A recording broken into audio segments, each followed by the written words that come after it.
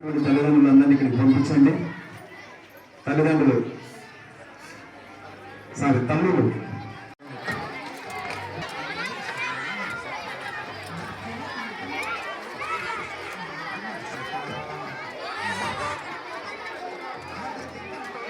కళల్ని భవిష్యత్తుని త్యాగం చేస్తుంది.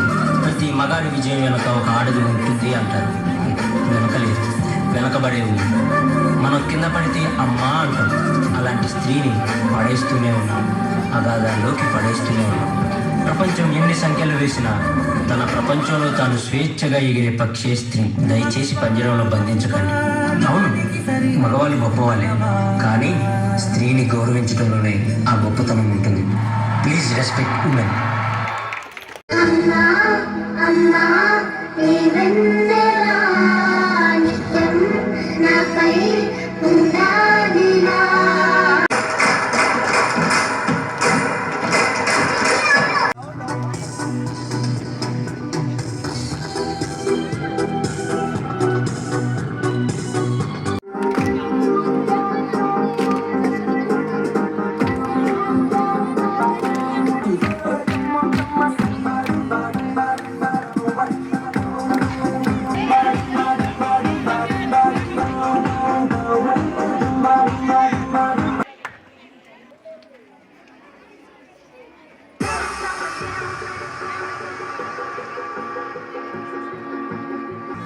Will be the best memories.